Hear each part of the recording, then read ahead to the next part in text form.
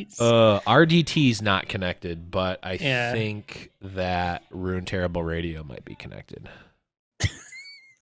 Yeah. I think Super connected. It's definitely going to be connected. You know what? We just need some sort of random thing to happen to.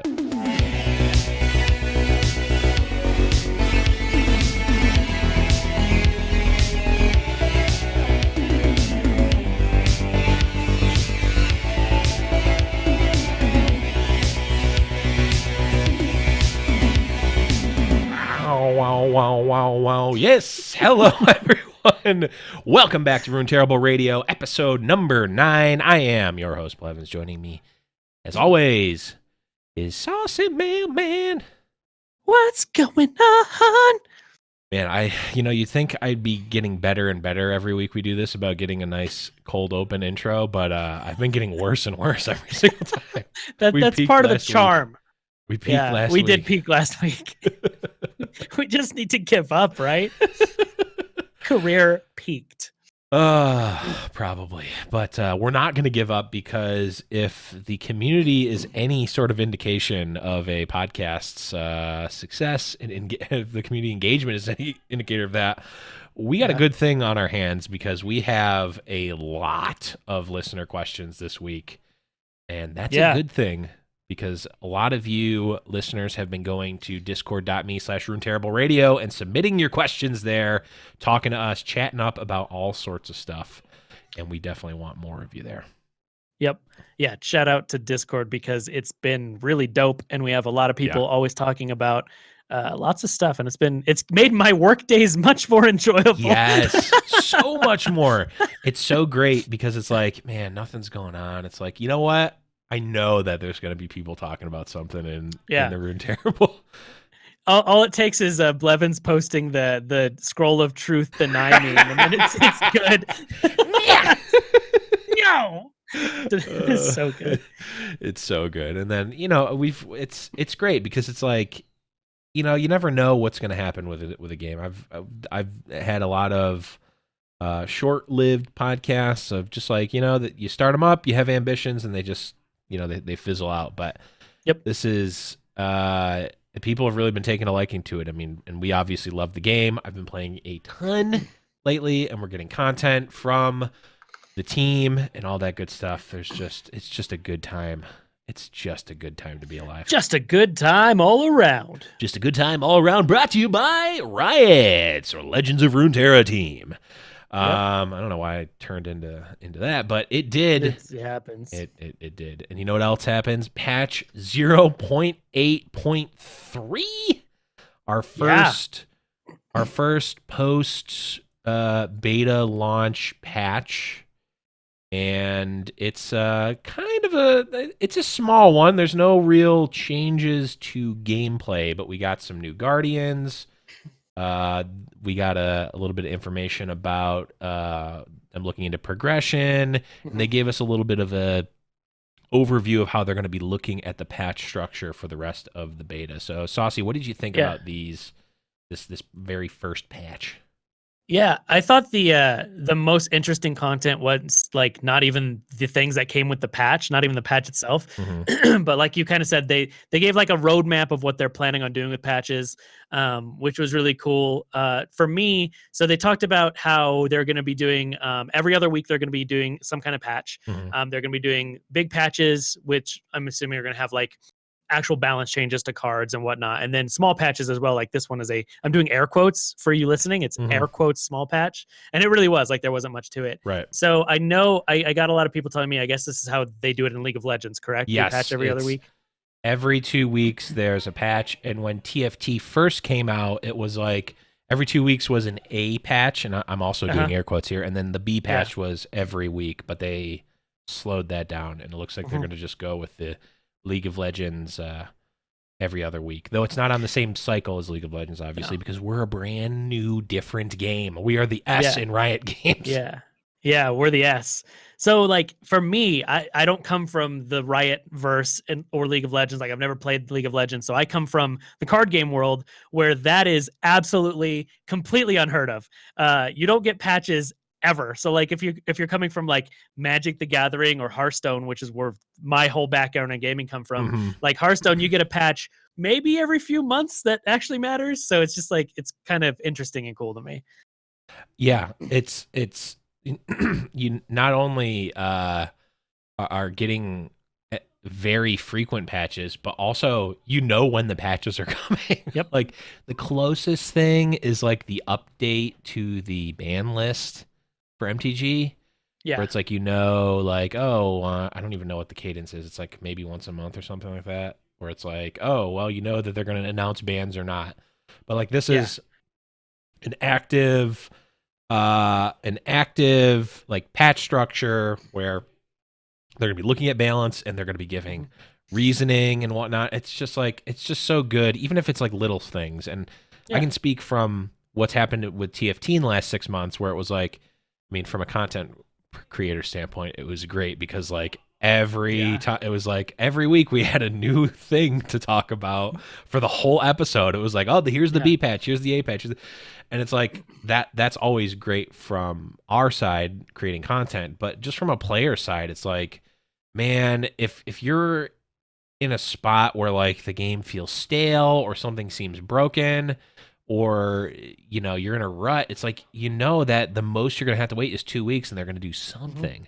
Yeah, which is cool. And like, I think it allows them to be able to more aggressively look into things. If things are like getting broken, whatever, something's just like, if the meta ever turns into every single person is playing Teemo because it's the most powerful card, then they can, change things and not be as scared to do that, which I feel like a lot of times coming from other games like Hearthstone, like they patch so infrequently, they're afraid like, all right, if we over tune this, then we're going to live with it for like 2 months. Right. Yeah, man, Hearthstone was like that. I mean, Magic, Magic is a mess because they have to think about the cards and they're selling cards, and I feel for all the people who had $80 Okos and just got completely ranched. I that's a whole other story. But like Hearthstone, it's like, man, these things are broken for so long, and they're just now getting to a point where they're like increasing it to like once every 3 months they'll do something. It's like, it's just another thing that's like the people that work at Riot, they are card gamers and like actually get what it's like to play in a meta where you're playing against the same deck over and over and over again. And I also like how they're talking about, like, they'll put out, hey, this isn't something we're changing now, but it's something we're looking into. So like when we had the balanced like pre-patch for the open beta, how they said, hey, we're not changing, like Deny, for instance, like we're not doing anything to it now because we don't know what things are going to look at going forward, but it is on our like to do. It's like we're watching it, right? It's on our roadmap of this could happen. And I like that. So they did that specifically with XP and progression for this. And they said, hey, we're not ready to change anything yet. It's only been 2 weeks, but we're going to monitor things, use our data graphs, see what people are saying, read all the Reddit comments because no one complains on Reddit, and then listen to look all into the it for the next Runeterra patch. podcasts. Yeah, exactly. listen to every single one of this specific podcast, and then take that and be able to look into it. And I like that. Like, transparency in information is good, and I love that so much because we get, like, in Hearthstone is the exact opposite. You never know at all what anyone's thinking at all ever. Yeah, I mean, again, this extends out to, I guess, the TFT team, which is a different team, and I know I'm just referencing it because it's what I know, but for years and years and years and years and years from Hearthstone, I was asking for a tournament mode. It's like, we want tournament mode. We want something to give us a little bit of progression. Once you hit Legend, it's like, well, I guess I'm going to keep playing because it's Hearthstone, because that's the only thing to play. And they never put never put a tournament mode in, and B, for years and years after I stopped playing, they never even said anything about a tournament mode. So it's like, man, maybe this new content patch is going to be something. Like, I remember getting actively super excited, and it was actually on a podcast I used to do, a Hearthstone podcast back in 2014, when they first teased the new hero portraits like Magni and Illyria and Medivh. Yep. and they like teased it, and I'm like, ooh, what could this be? And there was like a thing that was like data mined, and there was like a hidden thing in the game. I'm like, oh, this is gonna be tournament mode. Finally, we waited a year and a half. We're finally gonna get no. And now we're what, 6 years later, and still, they've confirmed that they're not going to do it. So, Unless you're in China, right. And then the reason I bring this up is because like Mort Dog, who's the lead for TFT, like one of the first he's like super open, maybe to a fault, and he's admitted that the maybe Riot doesn't like how open he is.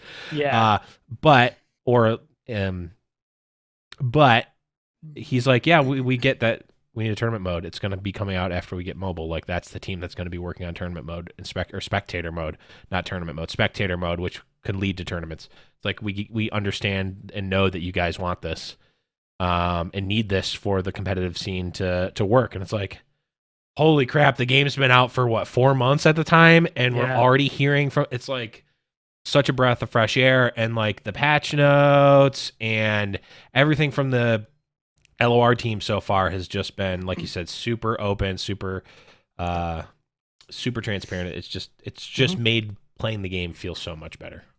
Yep. Yeah. So then they did some bug fixes, a couple quality of life things, nothing major. The only real like content that came out with this was they added the new Guardians. And then they moved it. There was a couple. I didn't even see it in the patch notes, but there were some UI changes. So like when you look at your quests, they moved the daily experience down to the bottom right, and they moved the reroll to the bottom left. Okay. So there's a couple, and then they put the Guardians. I think they moved where they're at when you were. Yeah, they're in the shop now. Yeah, which makes is where literally sense. everyone went. Yeah, that was a weird oversight, but they fixed it in hashtag beta. So that's good. Which new Guardian do you like the best? Of the 3 new Guardians, I like the Silverwing. Ooh, I do. Yeah, I like the Silverwing as well because it's a TFT little legend. But I bought my Shark guy. I knew you would. He's so adorable. Also, I love Shark Chariot. Shark Chariot, although I haven't found a deck that really speaks to me with Shark Chariot yet. I want to find one. Like I want to find a good Shark Chariot deck, but he's just great. And he like, if you I don't know if you guys knew this. I found this out by accident. So there's a couple. You can obviously click on your you can click on your Guardians, and they'll like do like a little, you can click on them and they'll do like a thing. And if you click on them too much, they'll like sometimes they'll get angry, like the grumpy or whatever. Yeah, they'll get grumpy. But if you click on them and then hold the click and then move your mouse, it like will do a different thing. It's like you can rub the didn't stomach. Know that. You can rub the stomach of the shark. Yeah, it's different. You can like pet the Poro, like it like scratches his head. It's a different thing. Oh, I love this. Yeah. So I don't love any of the new Guardians more than T-Hex. I'm still on Team Hex. I think I'm still. And on I gotta rub T-Hex's belly, because like when you click on him and he flips over and he's like ready, rally. He's ready for tummy rubs. He's ready for battle. They gotta give him those battle pets. Gotta give him that battle pet. Yep. So I didn't know that. That's. I mean, we could end the podcast right there. We got all the information we need. Yeah, you guys don't need to listen anymore. But no, that's a little unknown tech you guys can use when you're feeling a little down and you really want to engage your Guardian. You gotta. I don't know what it does for all of them, but you can pet. You can like scratch the Poro's head. You can pet Gromp. The baby shark. You can rub his tummy. And I don't know what the other ones are, but let us know. Yeah. Because it is adorable, and I love them. Cool. Yeah. Do you think they're going to ever have a more like interactive? Because I know like in Magic Arena, like if your spell gets countered or something, your little guy gets angry. Yeah. I want them to do stuff like that. I think they will. For a couple reasons. They're all really cool, but in terms of like the polish on them, they seem like a little. I don't know what it is. I don't have like a creative or I don't have like an artist's eye or anything. And I'm not good at like UI, UX, any of that. But like something about that shop. Something about them that's like a little bit off in terms of like the polish of them, which I mean, I'm not holding it against them at all. And maybe I'm just an idiot, but I don't know. It kind of feels that way to me. So I think that they can polish the ones that are out now, and then also the ones that are out, the Guardians that are out now all have rarities. They're all common rarity. Yeah. And the boards are rare rarity. Yeah. So that makes me think that there's going to be epic and legendary level stuff. So same. I'm excited, but my wallet goodbye, isn't. bank account. Yeah, goodbye money. It was nice knowing ya. Don't need it. Don't need it. Don't want it. But that actually leads me to another discussion here that I think is actually it's one of the questions. I think, man, there's so many. It was one about, yes, okay, it's the first question. I'm an idiot. The thinking about the different spending money is what made me think about this. This is from the Grekin, and they ask, thoughts after 2 weeks on the economy and progression system. I've heard a fair amount of negative from the streamer crowd in general. The people who'd rather just have the cards they want when they want them. Feel like Riot is leaning towards catering toward people like me, meaning them, who can play only a couple hours a day. And the reason that spending money made me think about this is, so yesterday was Vault Day, the happiest day of the week, of course, Tuesday, Vault Day. And I have every week so far, I have maxed out my purchases of every card. I've maxed out everything. I bought every card that is available. I've played every expedition that's available, and I have gotten max vault every time. So we're now 2 vaults. We've had 2 vaults, right? 2 vaults. Yeah, we're on day like 15. Yeah, 2 vaults and 3 cycles of buying everything, right? Because we started with a cycle, then we got the first one, and this is the second one. So 3 cycles of buying everything, 2 vaults, and 2 vaults. I was just looking at it today because I'm like, ooh, what do I want to build? And I was looking, and I even noticed this when I opened my vault. It's like I've got a lot of stuff right now. Like I am imagining after these expeditions next week, I might actually not buy anything, or I'll probably only buy commons or rares, and maybe not even, because like my vault is going to give me a lot of stuff. Yeah, I'm thick on rares. I keep running out of commons. Like commons are the thing I keep running out of. They're so good. Commons are so strong in this game. Yeah, the commons and rares, like the difference between them is not really a like power level thing. It's a like opening them up in the packs type of thing. Yeah. It's I have not even really played a ton. Like I've played maybe a few more expeditions than most people, and like I'm telling you guys, do expeditions after you get your 3. Keep doing them. A, they're fun, and B, like you're getting every win you get in expedition gives you more experience, and if you get 7 wins, you get 2,000 experience. Like it's insane. But I was looking, and I'm like, I have Ezreal's and Heimers. I just bought my Ezreal's, so I have all like, and then I already had Jinxes. So the only PNZ champs that I need are Teemo. That's it. It's the only champion. I have 3 more champions that I can get from PNZ. So it's like I don't even want to level up PNZ right now because I'm not building a Teemo deck right now. And it's like I have Brahms. I need Anivias. I'm short on Anivias, but like I was looking through it earlier today, and I'm like, I don't even know, because I got everything up to level 8, which is where you get your champion capsule. I'm like, I don't even know what region I want to level up right now, because I like kind of have a lot of stuff. Like what you want to main? Yeah, well, I'm still like not sure. Well, I'm like, what one do I want to level up so that I can like, I don't even care. I don't need it for a deck right now. I have the decks and I'm playing Expedition. I just want to like collect everything. I'm like, I want Anivia so that if an Anivia deck comes up that's cool, I want to be able to play it. Yeah. No, it's the reason. Like I've been talking to people in Discord about this constantly because you guys are awesome in Discord.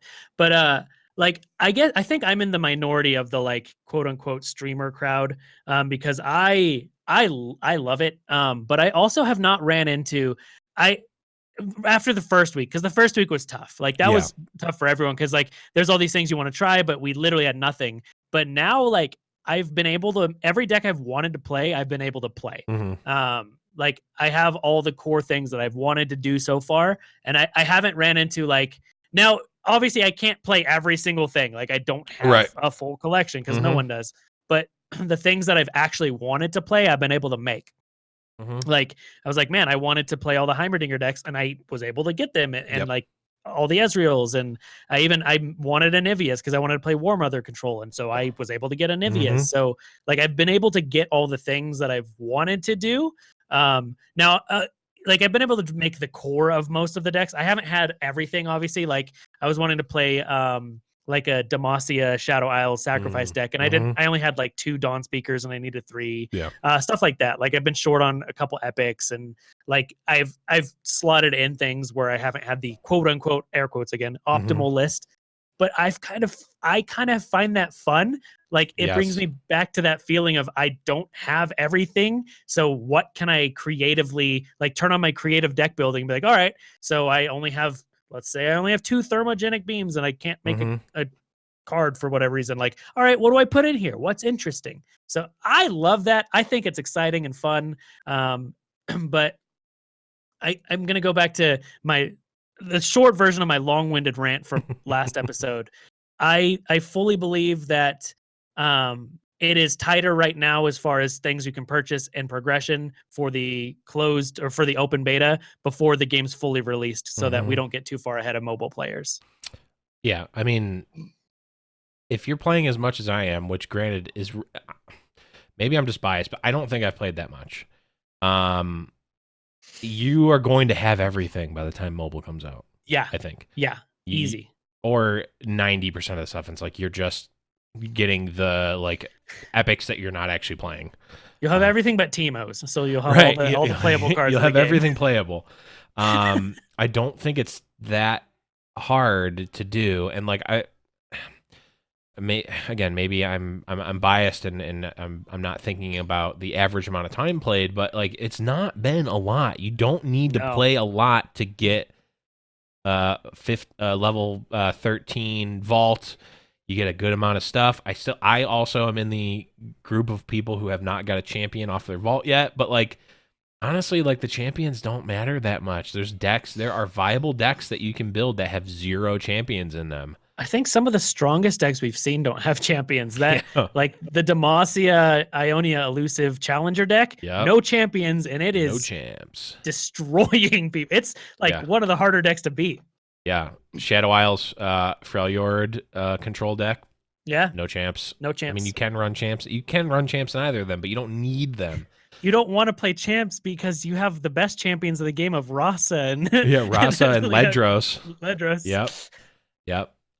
So I guess to directly answer Grecken's question, I am also in the same boat as you, Saucy. I like, even if it's artificial, even if it's just placed on us from Riot for an arbitrary reason, I like the carrot, man. Like I like the fact that I'm going back and playing, and it's like I'm progressing something and I'm getting something out of this that's valuable, because like I have a lot of the playable stuff, but I don't have everything.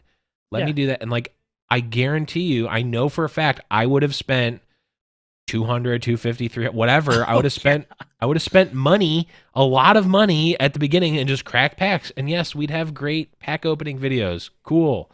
But that is a fleeting pleasure. It is not a like what is really valuable to me, and I just know how I am.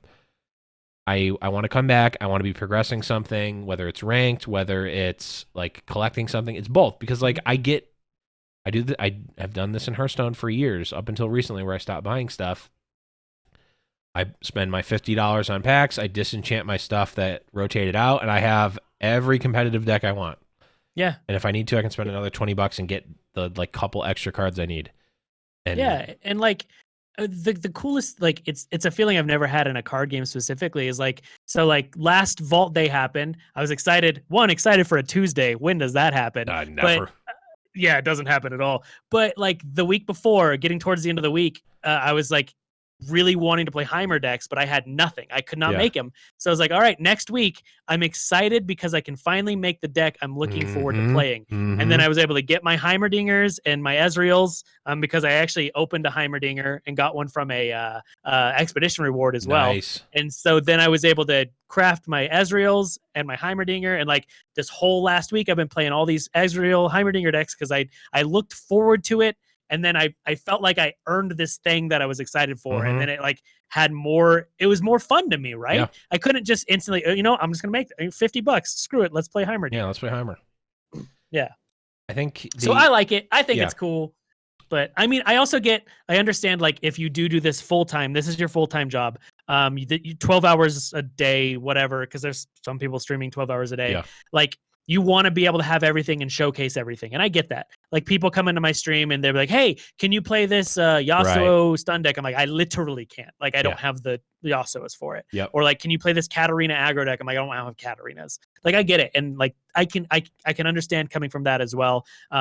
Especially if you are, the biggest thing is like the tournament people, or like if you're doing this on a very competitive level, if you're going for high masters, you're in diamond going for master. Like if there is like suddenly we're in a Hecarim control meta and I have no Hecarims and I can't get them, that sucks. Like I get it. I totally get it. But the thing is, I do think that those people are the minority. Yeah. I think they're the minority. And I also think like if you're I don't think you need, like, I think by this time you can have every competitive deck right now, or like you can have the core of every competitive deck right now and just like hold out for the tournament to see what you need to build.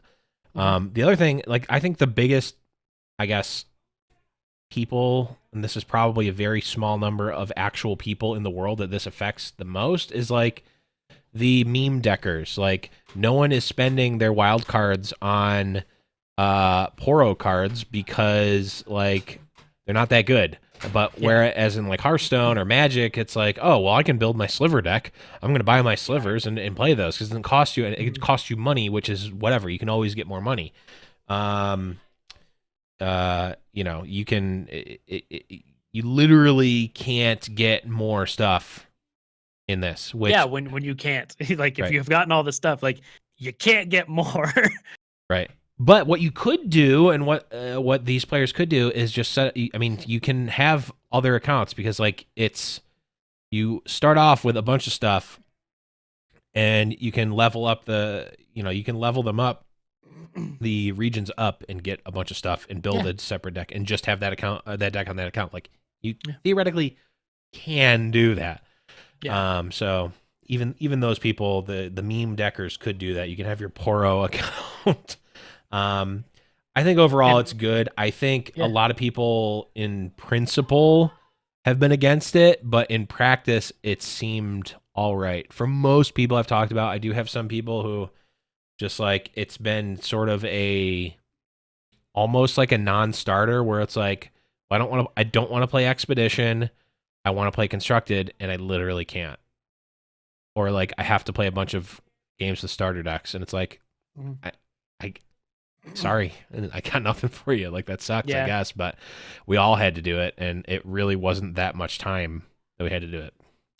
So, long story short, Grekin, I think it's good overall. I think it's going to shape the psychology and help people enjoy the game and enjoy playing the game more than a game like Hearthstone or something like that. So, yeah. Okay. We already talked about our, we talked a little bit about our vaults. I guess overall, Saucy, how have your vaults been these past 2 weeks? Yeah, like, they've been really good. I got Yasuo out of my vault this week.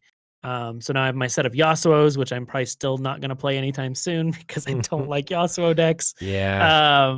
I don't like that archetype. But yeah, my biggest thing is I've always been running out of, honestly, rares and commons because like there's the core of most things are rares and commons. Yeah. So, and all the extra charges help. So I just love it. Like it feels so cool. Like you build towards this thing all week, and then on Tuesday, which is the day that normally blows, you get this cool thing that happens. So mine's been good. Yeah, mine have been all right. I think I got roughly the same amount of stuff. No champs, a couple epics, and then like around 2K ish dust, or not dust, shards. God, I'm Shards. gonna say dust for a while, I bet. Um, but yeah, I built Hecarims and Ezreal's this Hmm. week. And that was the rest of my. I think I have one champion wildcard left. But I'm like, Nice. I don't really need anything. Like I have no Lucians and no Anivias. I guess those are the ones I want the most. Yeah. Um so yeah, I mean I'm really enjoying the vault. I think it's gonna be good. I think starting very soon, I'm gonna be getting mostly shards because Yeah. I'm out of stuff.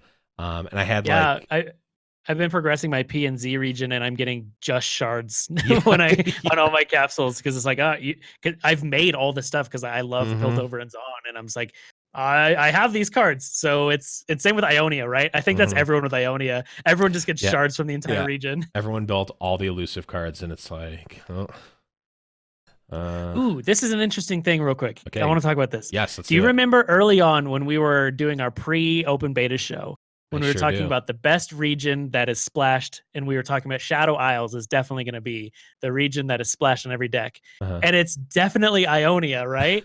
Because everyone's going for the Well, elusive package and denies, and everything, like bro, that's everything has that package. so 4 days ago, bro. Come on, you got to Yeah, get with right. the times. No, I mean I think it was and probably still is the flavor of the week here. It's the level one, I think, because I think Mhm. if you're talking about pre-beta as 0 and then right when beta started as level 1, Ionia is definitely level 1. And then now we're kind of getting into the flavor of this week right now has kind of been this Mist Wraith, Mist Yeah, Caller, that fearsome gets sweet. deck.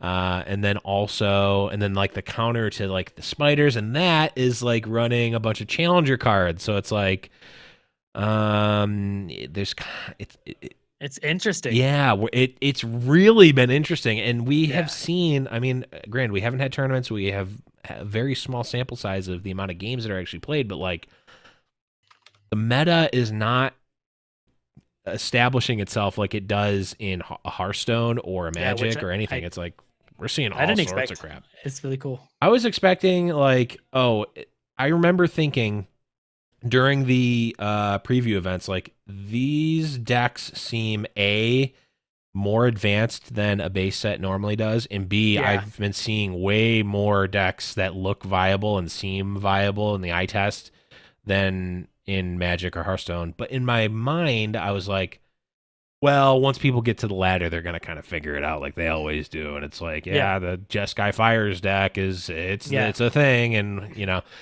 but I mean, maybe we just haven't seen it yet. But it seems like there's so much you can play right now. It's Yeah. kind of crazy. Well, on the topic of so much you can play right now, I want to know from you, Yes. Blevins, Yes. what have been your favorite decks so far to play? Okay. So I didn't think. Well, actually, I did think because when you sent me the what it's not called Cataclysm. What's it called? Catastrophe.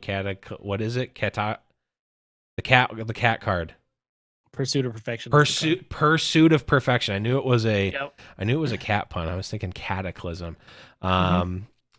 When you sent me that deck in the preview patch, I'm like, oh man, I didn't give enough credit to Heimerdinger. Heimerdinger's a sweet card, and so is Karma. Yeah. But the mono Heimerdinger deck from Mega Mogwai that is Hmm. literally just Heimerdingers, Corina Varatzas, or however you say that. That's probably She's close. dope. She's dope, and there's two of those. Those are the only followers in the entire deck, Yep. and then it's just PNC and Ionia spells. Yep. Uh, that deck has been sweet. I did not think it was going to be good. It absolutely is. It's a little bit. Hmm. It's not even that inconsistent. Now, granted, I'm only at like bronze, so take it for what it's worth. But I've been kind of crushing with it, even against like the meta decks of like spiders and the different aggressive decks. It's like You've got a lot of interactive spells. Feels very much like a control deck, like a draw go control deck, because it's like I just need to get a Heimerdinger out and have like counter backup, and then I just win by playing spells and like reacting to everything you do. Have you had the opportunity to play Heimerdinger out and then they go to kill him and you don't have a deny in your hand, but you get to do the Flash of Brilliance and then get a deny off of that? Ooh, I've had something like that happen. I think it was not Flash of Brilliance, but it was Progress Day and Ooh. draw something that saved Heimer. I don't remember what it was. But yeah, I've had the like, oh, let me play something in response and a burst spell in response, and oh, I get to save my Heimer. Or like I get to kill you anyway. Yeah. The Progress Day is a burst spell, and that's insane. Mm-hmm. I always like I used to forget that when I was in closed beta, and like now I'm like, yeah, that's insane. It's a burst spell. It's so crazy. Yeah, I think that's been the biggest unlock or like realization for me in open beta is the importance and power of burst spells. I think it's been like, oh yeah, it's okay. It's like, okay, it has split second for magic. It's like whatever. That's like only kind of relevant. It's like, yeah, I mean, I can't counter that. There's only one counter spell in the game and I'm not playing Ionia. Who cares if it's a burst? It's like, well, actually, burst is insanely powerful and insanely frustrating. Yeah. It's particularly frustrating, and I had this win happen with me earlier today, and this goes into a different deck that I've been playing, which is a mono Ezreal deck, which is called Ezreal Combo, though it's not really a combo deck, but I did get to a point where I had a Crippling Chill. Is that the one, the 6-mana one that freezes 2 dudes? Harsh Winds. Harsh Winds. I had Harsh Winds. My Harsh Winds, which is a burst spell, by the way. I had an Ezreal out that was at 6 of 8. I Harsh Winds to flip him, and then I had 2 Puff Cap cards in my hand, which, by the way, are also burst spells. So it's like, and he was at 4. So play the Harsh Winds, can't react to it. Ezreal flips, play 2 Puff Caps, take 4, can't react to it. GG. It was like that was like, ooh, I'm gonna like this deck. Yeah, I think that the Ezreal Freljord, yes, I've been calling it the Puff Cap Burn deck. yes, is probably my favorite deck at this exact moment. It is so fun. It's got that like, is it gutter snipe field from Magic? But yeah, I found out if your opponent is attacking you for lethal and you kill him with your burst spells with Ezreal, you win the game. Yes, you do. And that is great. Even though you still get down to negative 800 or whatever, you still win. I found that out too. That also works with Fiora as well. If you like kill your 4th unit with Fiora and they would still kill you on the swing, you win first. Like if you win first, you win, even though it shows you like the first time I did it, I'm like, wait, I thought I was gonna win first. And it was like, and I'm like, oh my God, I didn't realize it worked like that. And then it's like victory. And I'm like, yeah, got there. Yeah, I thought I was gonna tie, and then nope, actually win. Now, there's a deck that I saw you playing on your stream, Saucy, and it's named after a reference to a line that Braum says to Hecarim. Favorite interaction. We didn't talk about this last week, right? Did we? I don't remember. I don't think so. Anyways, if we did, we're talking about it again. We're talking the best interaction. If if they play the Hecarim, I think it doesn't matter, right? If the Braum is out and Hecarim gets played, is when it happens. Yeah. And Braum says, "Angry horse just needs apple." Angry horse just needs apple. Oh, it is the best, literally the best. It is so funny that it made me go craft Hecarims and play Shark Cheer Ephemeral Aggro just so we could talk about Angry Horse needing apple the whole time. Dude, that deck is very good. The problem is like it is very aggressive, right? And like if you don't kill them fast enough, ephemeral units aren't good on defense. So like you can't play both sides. It's strange. Mark of the Isles alone is very strong. That deck, when you get Shark Chariot, you almost always win. When you don't, it's not as good. But it's still like Hecarim is wrong, dude. He is bananas good. Yeah, Hecarim chunks. Right? He swings for what is he, a 4/6? 10. Oh, he's a four what? He's a 4/6. Oh, he's a 4/6. I thought he was a He swings 4/10. for 10 though. Yes, he swings for 10 on his own. That's a strong boy. You do not want to, and he has overwhelm, which is a thing Yes, that a he lot does. of people and miss forget. because he It's doesn't so seem good. because he doesn't seem like he would have overwhelm for whatever reason. Yeah. It's like So the I like same. him with Mark of the Isles is really good too. Yeah. Well, I think it's the same thing where it's like if a unit has higher toughness than attack or higher health than attack, it doesn't make there's something about it because my brain works like this where it's like, oh, it's a 4/6, probably doesn't have trample, or it'd be weird for it to have trample or overwhelm. In the same vein of like, which one of these units is more is a harder unit to kill with damage, a 2/3 or a 7/4? And I'd be like, oh, the 2/3 is way sturdier because it has more health than, but it's like actually has one fewer health than the 7/4. Yeah, The 7/4 just has, it's actually worse. Yeah. But your brain does say that because like, less attack, more health. Right. It's sturdier. Oh, the 7/4 is so easy to kill, but actually no. It's so easy. It's got 7 attack. Look how easy this unit is to kill. Yeah. Because you think of the 5/1, right? Right, exactly. Yes, Magma Rager. Yeah. Which is I think that's what it's called, right? Yeah. I think so. Yeah. Yeah. So Angry Horse just needs Apple. It's a great deck. You should definitely It's actually, it is a ton of fun. And it's not actually a terrible deck to climb with because games are very fast. Like by turn 6 is like the latest it's going because you either win with Hecarim or you're out. So it's like you're usually like that's generally you're actually killing them by like 4 or 5 though. It's really fast. If you get a Soul Shepherd out, like you're good. Yeah. If she lives, like, all right, let's go. You're stupid. What is it? The dumb. What is it? The mirror or whatever that makes 3/1/1. Yep. 3 2/2s is really good. Yeah. Turns out 2 mana, 6 damage, pretty good. Yeah. That's why there's gotta be a Lucian Shark Chariot type of deck because it's like you just turn Lucian on and like it's so easy. Like when Lucian flips or levels up, he's so good. Yeah, he's very strong. Yeah, there's something there. We just gotta figure it out. He's another one that's like people. I can't think because we don't see Lucian enough, but he's another one because you see him a lot in expeditions that people forget that he rallies. Yep. All the time. I know I always forget it. I'm like, all right, I'll kill this guy. F.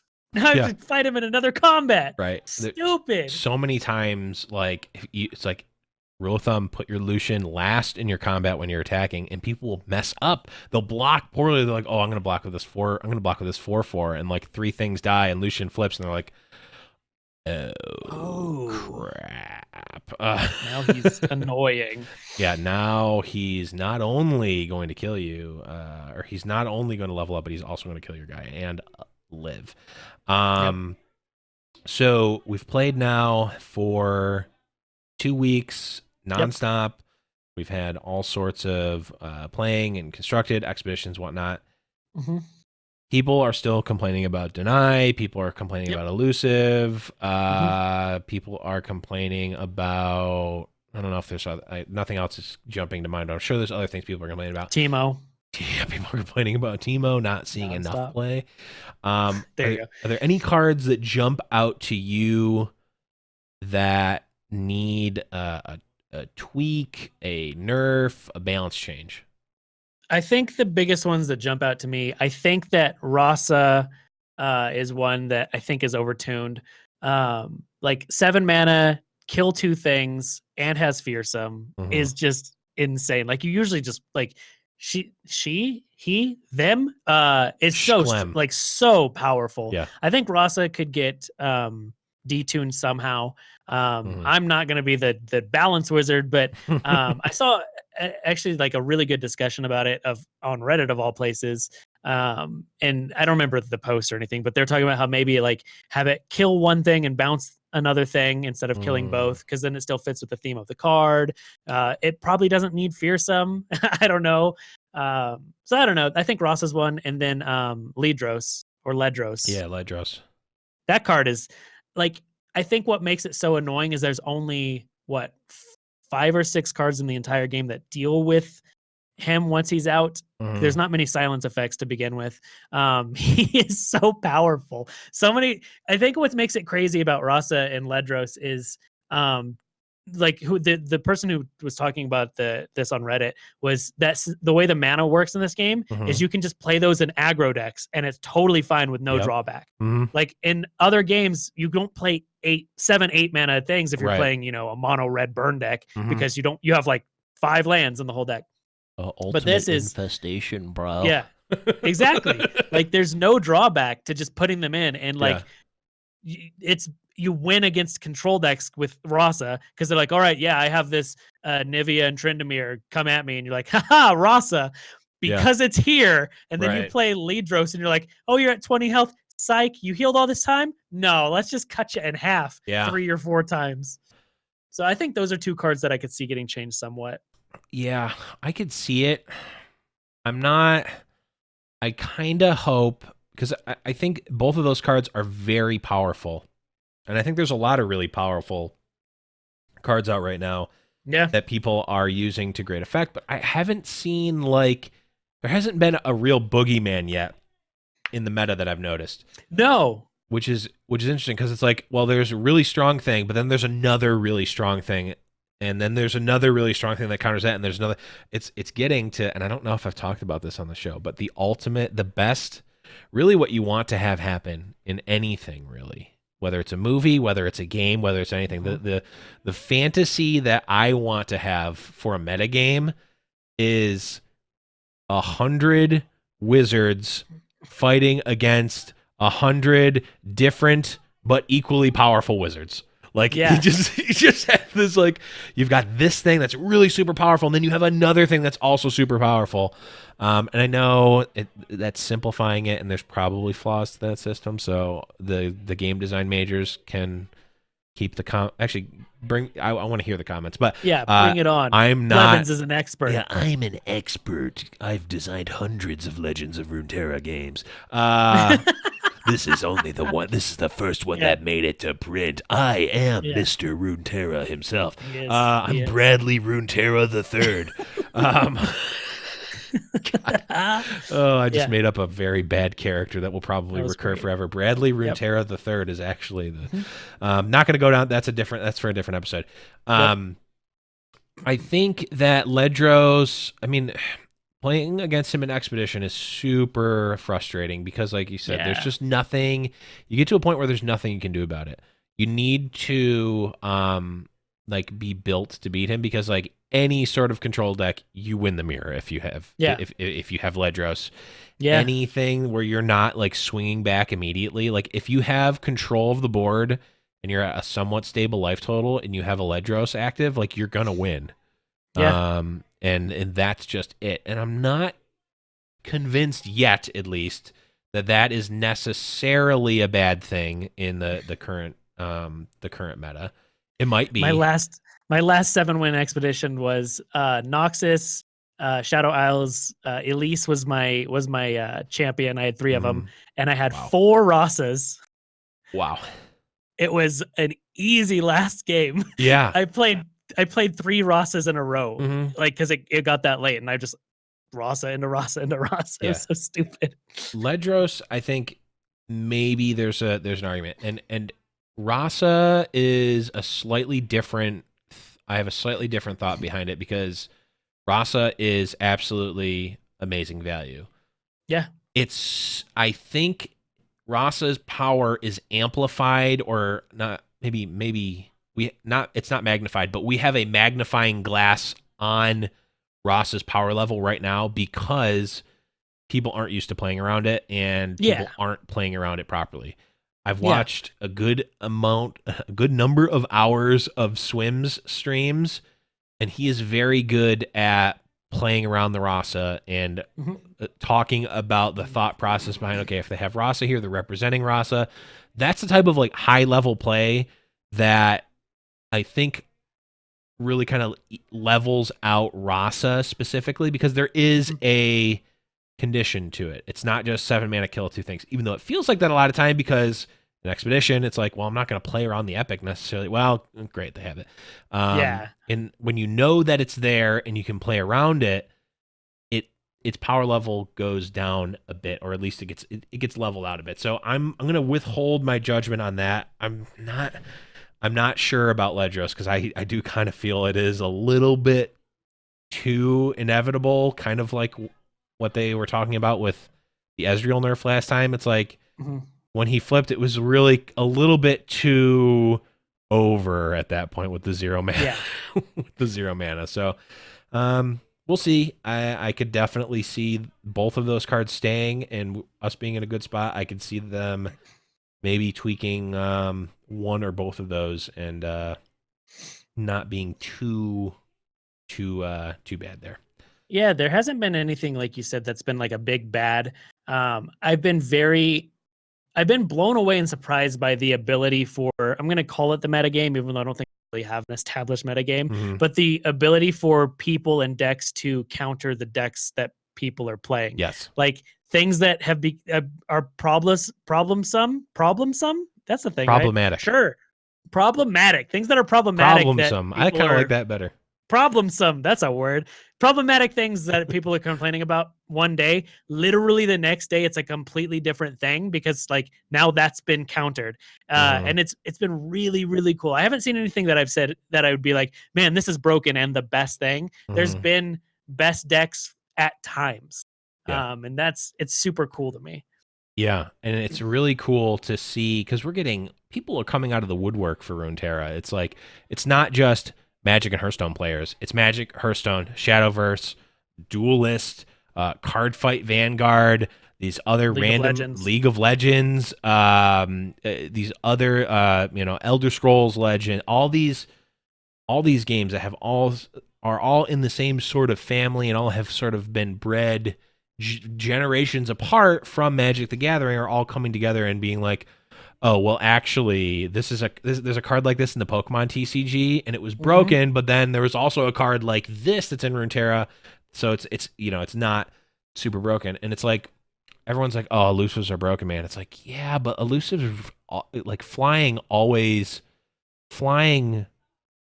feels broken when you're running a red-green deck, right? And you get like blue-white flyers feels like it's broken when you're running red-green and you have nothing to counter it. But flyers also on the back end feels really bad when you have a bunch of 4/4 reach cards in your deck, So and it's like, man, all these like 2/2s for 3 mana that you're playing feel pretty bad when your opponent is running a 2/4 for 3 mana that has Challenger. And we're really seeing that, like, boom, move on, and like do the next level. So I'm not sold on anything needing a nerf yet. Yeah, me either. If Riot was, if the team was like, if the team was like, yeah, so we did an analysis, we looked at the numbers, and there wasn't anything that was problematic, we're going to wait until the next patch, I'd probably be fine, because I don't think anything is too super crazy right this very minute. Now, that could change. We're still, I mean, we even change tomorrow. Yeah, even as few as like 4 days ago, I didn't see anyone running Mist Wraiths or Mist Callers, and now that's like the flavor of the week right now and is really powerful. That might be one that needs a nerf. I haven't played it enough, but we will see. Mine never works, so card seems awesome. Yeah, card seems really bad. I played that deck. It's super cool. My stupid Mist Caller, it's the Mist Caller that makes the Mist Wraith, right? I think so. Literally never have I gotten her to make a Mist Wraith. Literally never. I played 3 games. I've played 4 copies of her, and never once has she flipped. So I think the deck is trash. I think that deck is bonkers garbage, because it never flips. I mean, the problem is that card's still pretty good, even if it doesn't get the thing. It's just insanely. I mean, a 4/3. I mean, I guess when you compare it to the 3/2 Fearsome for 2, it maybe just makes me think that the 3/2 Fearsome for 2 is just that much. Is just that bonkers. It's so of a strong. card. That card is super strong. And it's a spider. It's a spooter. So yes. Long story short, I personally am not calling for any nerfs yet. I think if anything, We need to needs buff like Teemo. the I'd only- like him to be playable. I'm very leery about buffing Teemo because Nope. I think it's a Make him a it's a 4/4. wide I think it's a very fine line to walk of him being broken and him being unplayable. The only thing that has really felt like, well, I mean, this in the same vein, like, yeah, I mean, I'm not going to go into it, but add Fiora into these conversations as well, because she has felt like I played an expedition game where my opponent had turn 3 Fiora, ate one of my guys. I had no way to interact with it.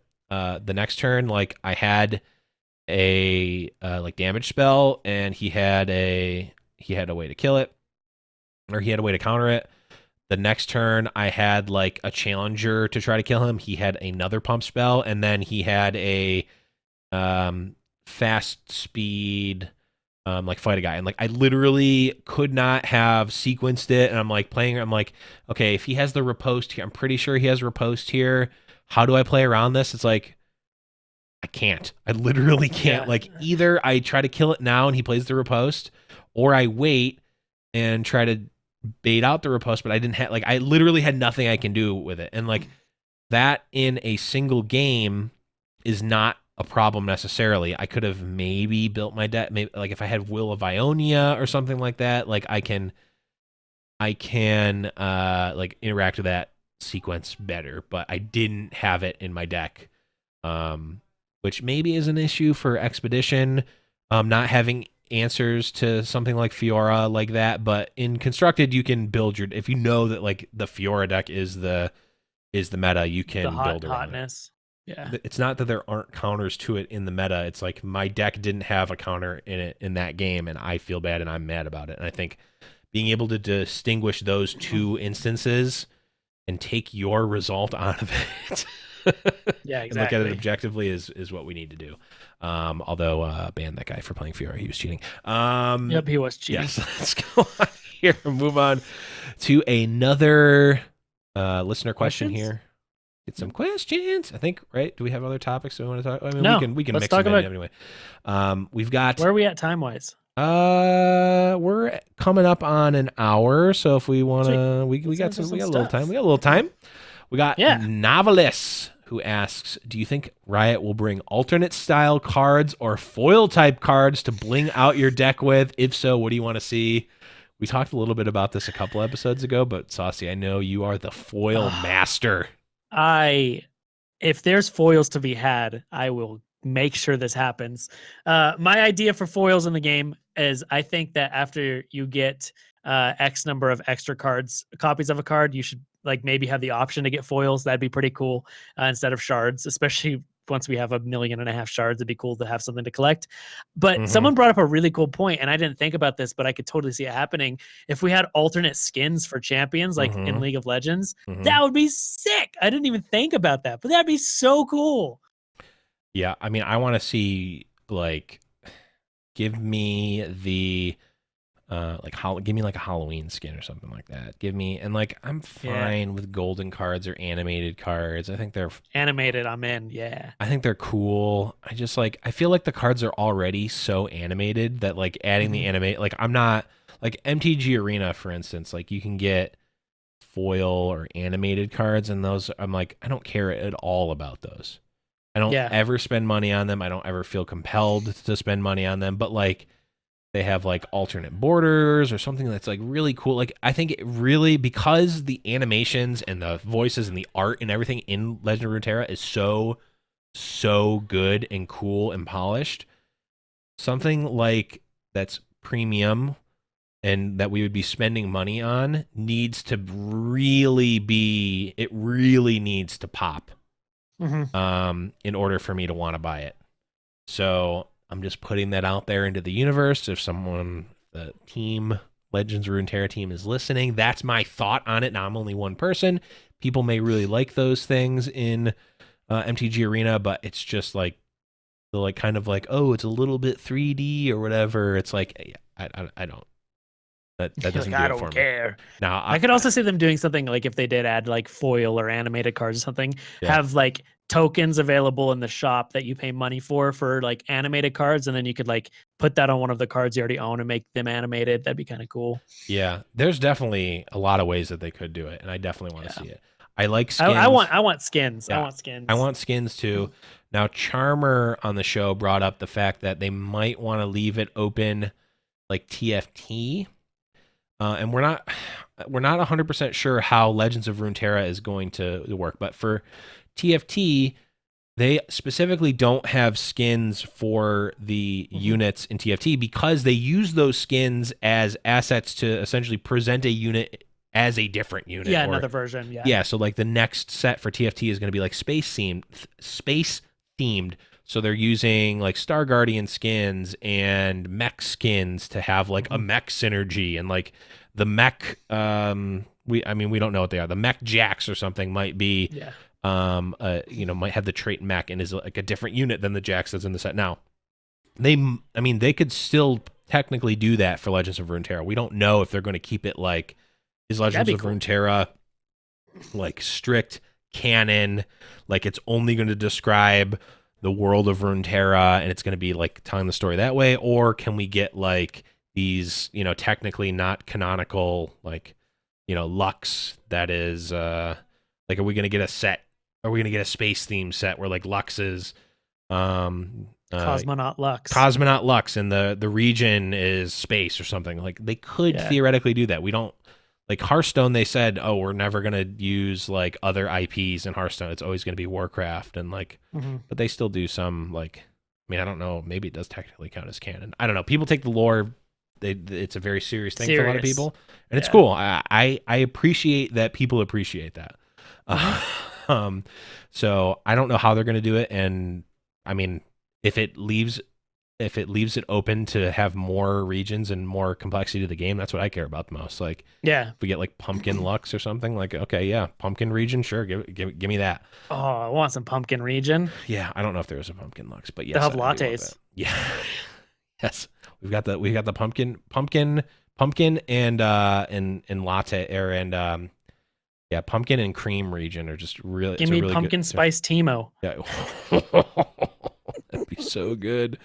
That would be so good. Okay.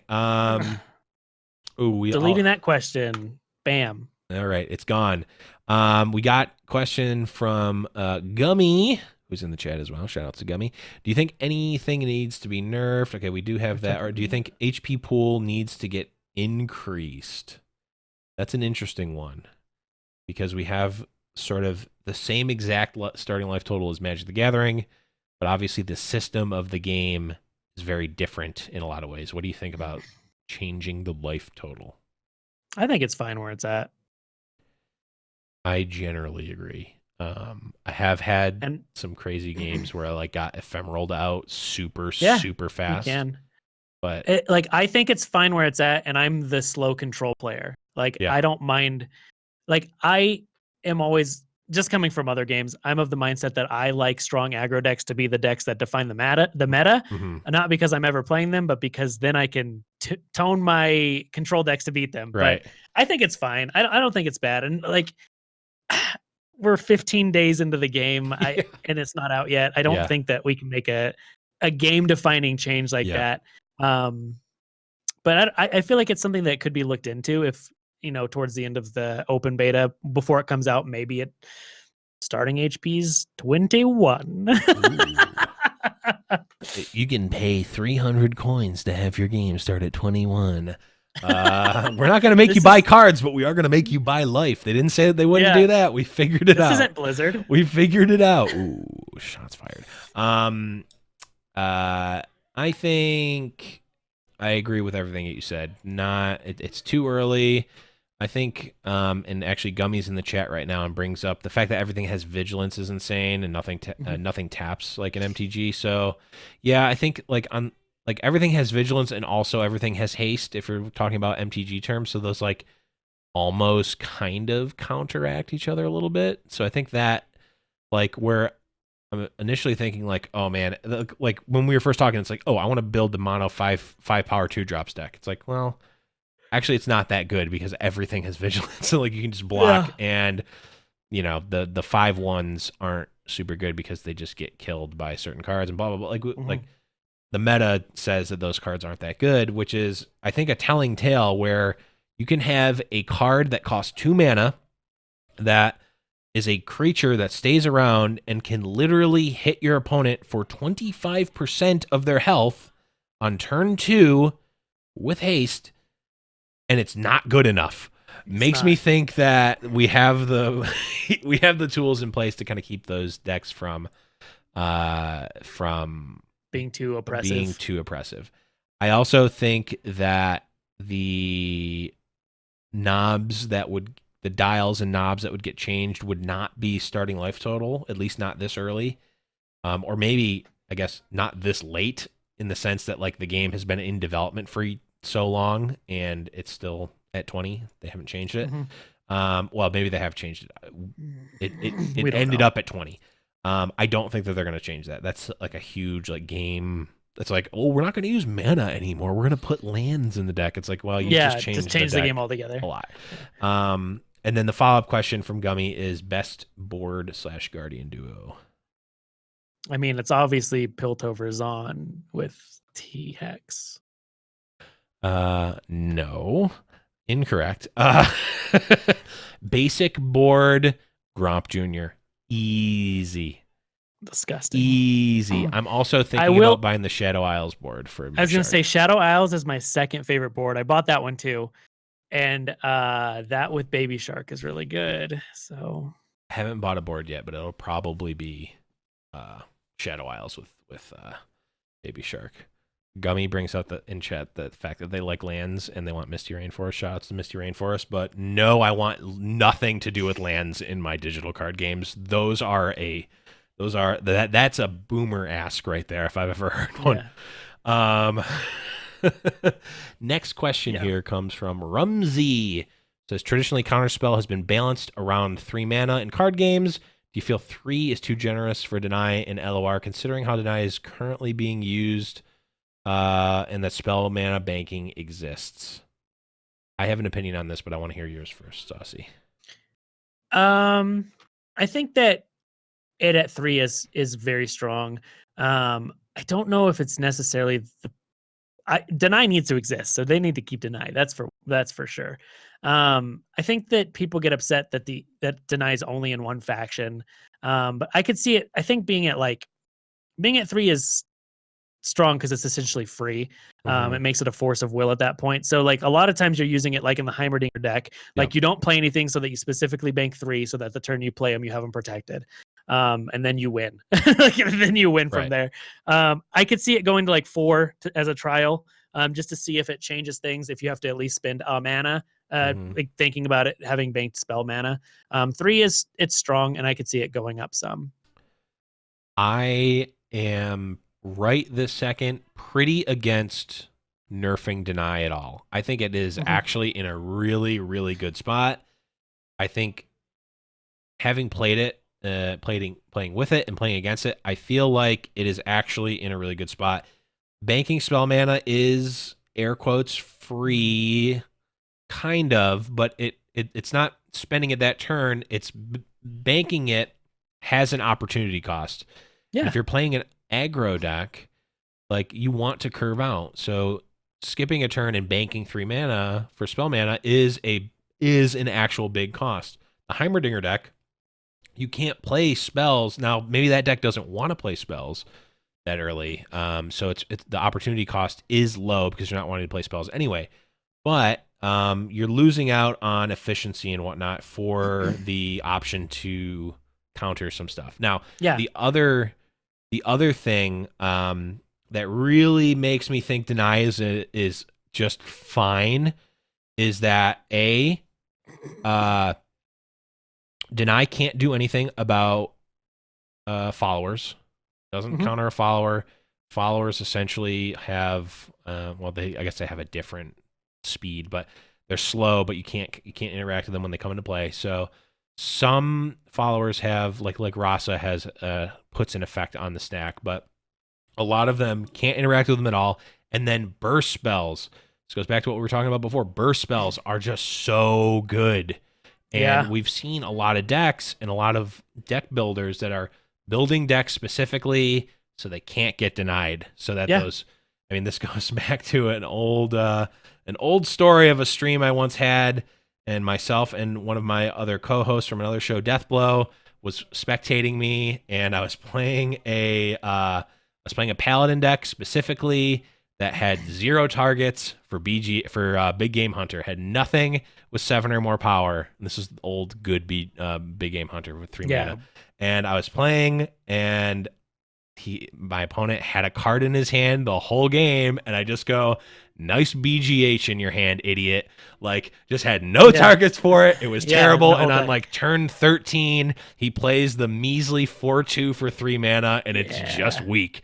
You can build your deck. It's like, nice denies in your hand, idiot. Like, you can play around it, you can build around it. You can, like, there are things. It's, again, kind of like the Rasa argument I made before. We have a magnifying glass on the power level of denied because people aren't playing around it correctly, and people aren't used to playing around it. So I'm going a step further. I strongly hope they don't touch deny right now, because I think I haven't even experienced it being oppressive really right now.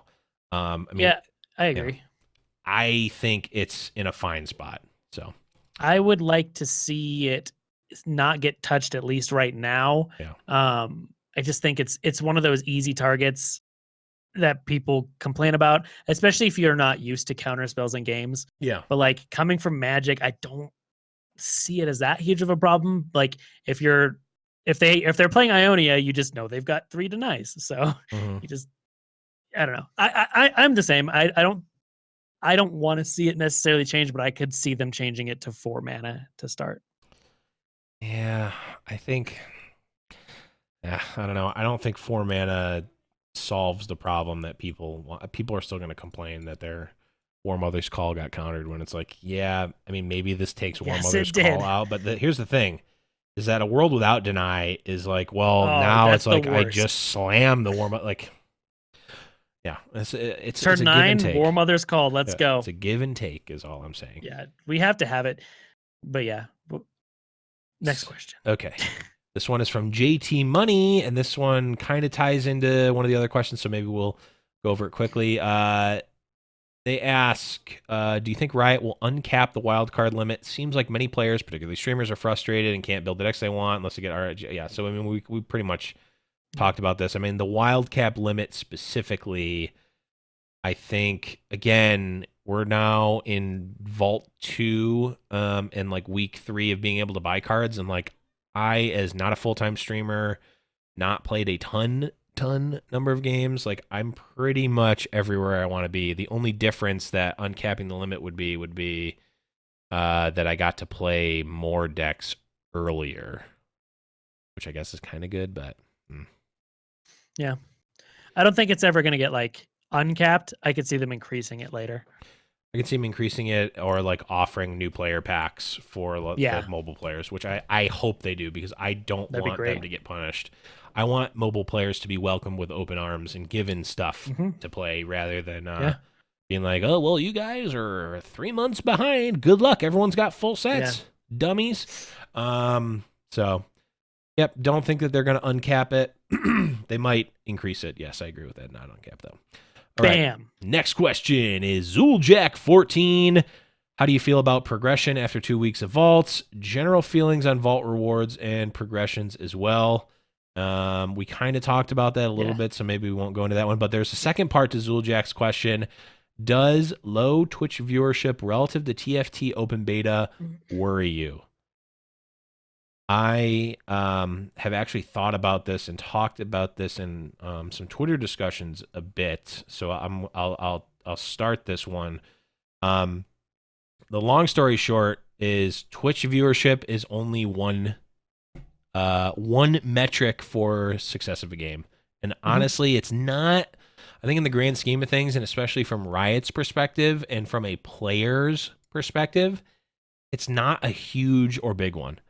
And then the condensed version of the comparison directly to TFT is a lot. TFT was the auto battler genre was brand new-ish, like Dota Auto Chess, brand new genre of game. Essentially, a brand new game came out, and then Riots was a new version of that. Legends of Runeterra coming out is a new game, yes, but it is not a new type of game. It is a card game akin to Magic the Gathering. It is not a new genre of game. So even though it is a new game, it does not have that same brand spanking new thing. TFT did have that. The other thing is that even if you look at TFT now, I mean, we're starting to see some of the like endemic TFT streamers come up, the top players, the K3 Sojus, the Raditzes, the Influriers, the Grand Vices. I'm speaking inside TFT here. Sorry, all LOR only people. They're starting to get their numbers, and they're people who grew from TFT, right? Like they're getting their 1500s, their 2Ks. The 15K people, the 10K people, the 5K people, those for TFT, those are the Hafus, the Becca Tilts, the people who had audiences from other games, Scaras, that are now playing TFT. Yeah. If you take those people out, if they go play Fortnite, TFT's viewership goes down. At least the overall viewership for TFT goes down. When Dog started playing Hearthstone again, Hearthstone went back up. TFT went down as a result of it. Like these whale streamers have a huge impact on the overall numbers, which is why I don't take the total number of people streaming or viewing on Twitch as a big thing. The other thing is that arguably the biggest Legends of Runeterra, streamer, Twitch streamer was Disguised Toast, who now streams. At least I think I don't go on Facebook. Has a exclusive deal with Facebook Gaming. Doesn't stream on Twitch. So, long story short is the whole streaming thing and stream numbers. I don't take too much credit, or I don't give too much credit to it. Mobile's going to be a big thing. Tournament structure and tournaments being played is going to be a big thing. You look at Magic, you look at Hearthstone. A lot of the viewers come in for tournaments.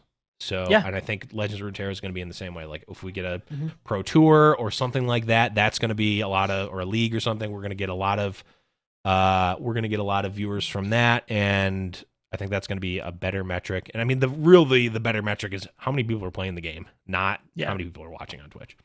Yeah, exactly. It's funny enough because I had a streamer today. He was talking to me and was asking if I was worried about, putting so much into Legend of Runeterra, and like now that's like exclusively what I'm doing at the moment because of viewership on Twitch. And one, no, but two, if you look at Twitch, like right now, Hearthstone's at about 14,000 viewers. Legend of Runeterra is at about 8,000. Magic the Gathering's only at 4. Right. So like it's the numbers are higher than Magic the Gathering at the moment. But the biggest thing is, one, we don't have mobile yet. And for a game where it's a digital specific only card game like Hearthstone, I think they said 70+% of their player base is on mobile.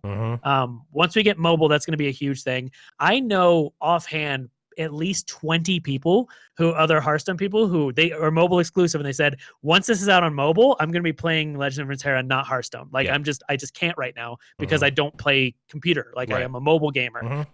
So it's going to skyrocket. But the biggest thing I think, especially with it being a Riot game, is tournaments. Like if we get a tournament client and tournaments take off and this becomes an esport, I think it's going to blow up. Yeah. That's when we get the League of Legends players, right? Yeah.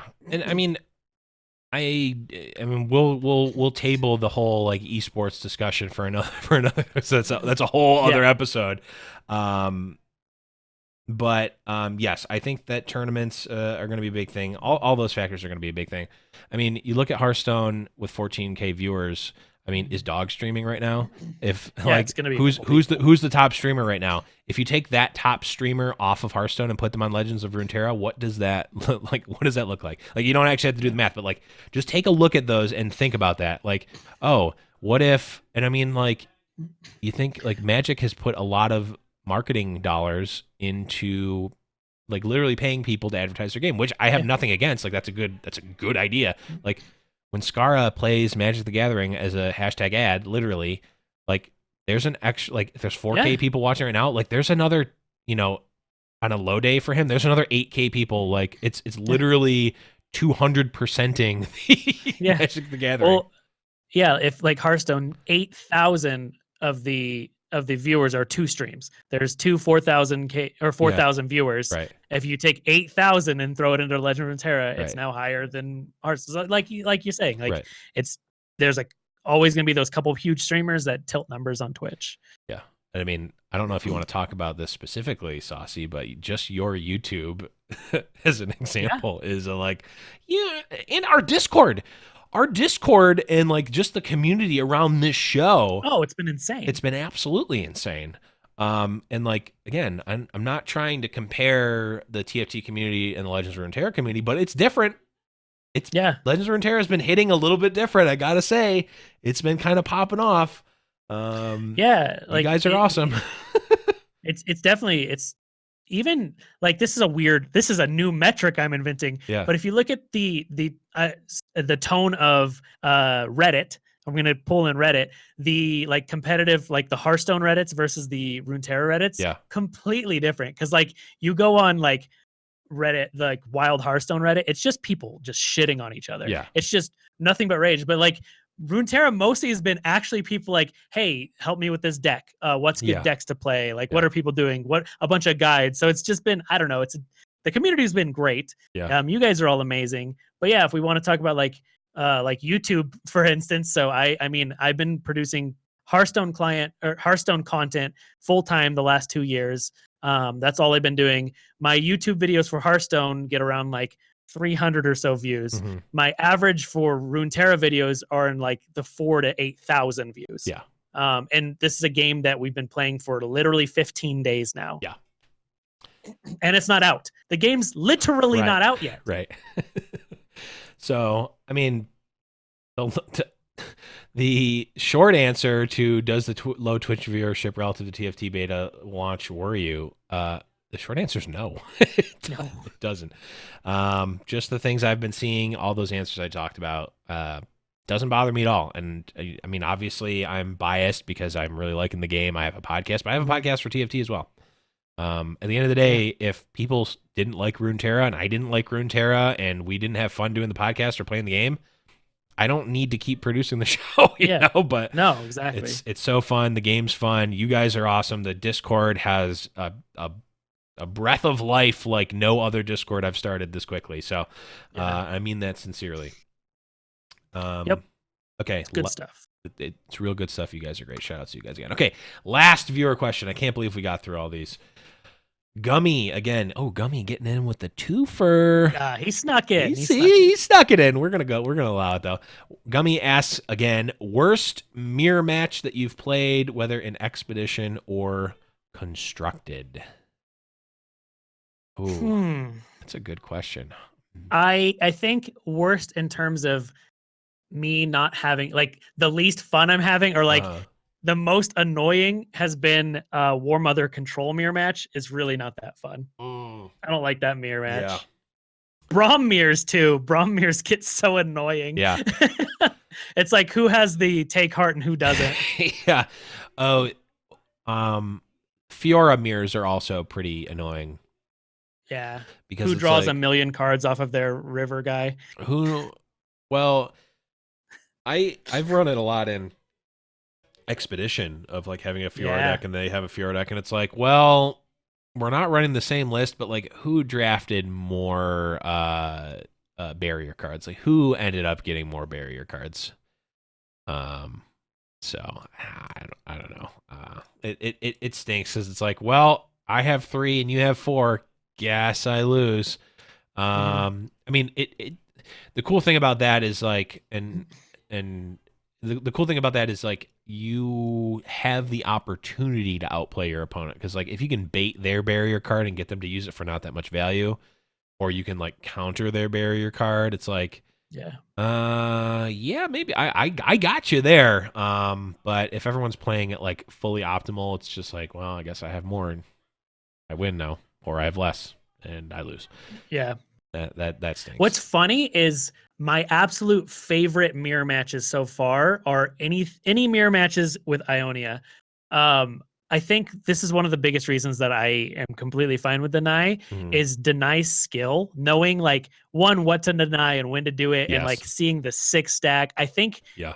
irks out those like better player points, Yeah. and like the feeling you have when like mirror matches actually have not just bothered me in this game. Like out braining your opponent playing the same deck is such a good feeling in this game. Yep. Like the sense of I won because I outplayed you, not I won because of some weird bullshit RNG thing that happened. Is mwah, give it to me. Yeah, one of my favorite mirror matches of all time across any game was actually a mono blue Delver Pauper deck. Mono blue Pauper, because it was like once you played it enough, you realize that literally nothing in the mirror mattered except for Mycosynth Golem. Like Delver doesn't matter. Like you literally are like you're like spending counters on things that you don't care and like letting things resolve that like you would never let resolve normally. But it's like, nope, just a 2/4 flyer was the best thing and the only thing that mattered because it blocked every single creature. And if you ever got at +1 Mycosynth Golem, you just won the game. Like, or if you got to trade any amount of resources for one of theirs, you would take it. Like you would 4-for-1 yourself just to take it because you're going to win if you end up winning that war. And like having that knowledge, makes you feel good. And like I started to see that a little bit during Swim Stream in the Spider's Mirror, because he's like, if you ever get to counter their kill spell by playing the sack your guy draw 2, like you're gonna win. Like that is the break point in the mirror. And like because it's like not necessarily intuitive. It's like, oh well, I play a card, you play a card. It's like whatever, man. Like we're just trading back and forth. But actually, like knowing that little thing that gets you up a card or maybe up 2 cards is going to win you the game in the end. Like that's the thing. And then you're also able to see, oh, my opponent didn't do that. They don't know. I'm at a higher level than them. And you get this confidence and you start playing and you're like, oh man, I'm understanding this game. All those things, like I'm getting these vibes that I used to get from Magic when I was playing hundreds of hours of Magic a month and just like literally living above a store and drafting Magic online and like getting to know the format. I'm like, oh, well, I mean, I know what cards are good. I know what I need to play. I know exactly what I need to do. And I'm like so much further ahead than people who just don't put in as much time. I'm getting those vibes from Legends of Runeterra, which to me is one of the most rewarding things about playing the game. So it's brain food, right? It's brain food and not the junk food that I give myself all the time. It's real. It's that good. It's brain kale. It's brain kale. Legends of Runeterra, it's brain kale. That's their new slogan. That's the title. That's the episode title. That's for sure. Yeah. Oh, 100%. 100%. I'll get to work on the graphic now. Oh yes, brain kale. Legends of Runeterra, brain kale. I think the Runeterra team should really make a card called brain kale and just give some sort of reference to us and the flavor text, but patent pending. Hold on, registering a new domain. You can go to DeckPics.Live or brainkale.gg. Ooh, brainkale.com is available. So we're gonna have. This is gonna be an expensive hobby if I register a new domain every week. Oh God, gluten free? No, not gluten free. You need to. Hail gluten. Sorry, there's a reference. There's a TFT game night reference that I'm sorry I exposed you guys to, but I can't believe we made it through these listener questions. But thank you everyone who sent them in, guys. If you want to be featured on the next episode, want to ask us a question, go to discord.me/Runeterrable Radio, and we have a listener questions text channel there. Throw them in there, and we will get to as many as we can. I'm not going to make any promises when we have guests on because those episodes run long, and we want to talk to the guests about them. But when we have weeks like this where it's just us two, the bearded duo, doing it, we're going to get to a lot of these questions. We might get a bank, but definitely make sure you get in there and ask those questions and all that good stuff. Saucy, anything before we go here? No, that was it. Yeah, the questions are awesome. Appreciate them. I guess you could also email us if you wanted to. Sure. Questions? Sure. Runeterrable I don't know. Radio What's our email? I think it's runeterrableradio@gmail.com. It is radio. Yeah, Runeterrable Radio. We've got a lot of. We've actually our schedule's getting really packed. We have a lot of guests coming on. We'll try and like when we get things solidified for things, let you know ahead of time who's going to be on so that you can get questions for them if you have them. Because we got some cool people on the way that I'm really excited to hang out with. So yeah, we'll do that. Yeah, I don't know. That was about it. You guys are amazing. I love you all. That's it. Yes. So guys, make sure you join the Discord, discord.me/RuneTerrableRadio. Follow the show on Twitter @RuneTerrable if you haven't already. We also have the YouTube where this episode will go up, and I'm gonna be. I forgot to talk about this before, but it's not that interesting. I actually ran through some expeditions and I recorded the videos. So I have a full 7-win expedition. It was, in fact, my 978th expedition, 7-win expedition. Which is insane. You're getting there. Which is crazy that I have that many already. Yeah, and you say you didn't play that much. I was going to say, I've said multiple times during the show I didn't play that much, but 978th 7-win run. Sometimes, I mean, it's all relative though, right? Because like to you, that's not really playing that much. Right. I mean, I've just been playing every waking moment, but I could have been playing on 2 accounts, so that's like half as much as I could have been playing. It's not that much. I can probably, when mobile comes out, I'll be able to play a third account on my tongue. Yeah, as you're going, it's just practicing your micro. Yep. Man, I don't know why I'm going down this line, but yes, I'm gonna release that on the YouTube as well. Subscribe on the YouTube. Find us. If you search Runeterrable Radio, we'll show up. We don't have the fancy name yet because it's a new account and there's like, I don't know, like 20 followers or something, subscribers on YouTube. So look for us there. Subscribe on YouTube. That'll help so we can get youtube.com/Runeterrable And I'm going to start posting some extra videos. Saucy and I are working on some logistics for a guide. Yeah, we got some for spice expedition. coming. I got some stuff written down. It's all in the mix. It's all coming soon. But Saucy, besides the show, where can people find you during the week? I'd say YouTube's probably the best place right now. Just youtube.com/saucymailman. I've got a lot of Legend of Runeterra videos. I got 2 coming out this week with some Pursuit of Perfection victories. Ooh, One is really, really sick against a spider aggro deck where I was at 1 life for like 20 turns in one with Heimerdinger just making crappy turrets to block. It was super fun. So that's there. And then obviously Twitter and Twitch, just @SaucyMailman. I stream 4 days a week. So come hang out. It's fun. It's fun. And a lot of times I'm there in the chat. Yeah, Blevins is usually there. Calling all my misplays, especially when I'm in expeditions. He's like, "Oh my god!" Actually, Saucy, your curve looks terrible. Why don't you take another 6 drop? It's not a good card to pack. Exactly. That's me. I'm in chat, so he can't hear me, but I do talk like that while I'm typing. He's sending me voice messages to my phone. Yeah.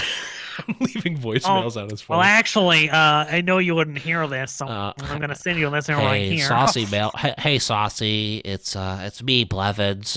You can call me back, and I leave my number every time. It's really weird. I have like a whole. But you should have actually. I never call him back. Yeah, no, he never does. It's very sad. But we'll continue this bit for another 20 minutes. So you guys can leave now. Thank you everyone for listening. We do stream live on Twitch, twitch.tv/theblevins on my channel every Wednesday at 8 Eastern is the usual time. We do mix it around for guests. So make sure you're following the show @Runeterrable on Twitter and the Discord, discord.me/RuneterrableRadio for all the updates and all that good stuff during the week. But that's going to be it, everyone. Thank you all for listening, and we will see you guys next week. Good luck in your expeditions and your games, and keep on grinding.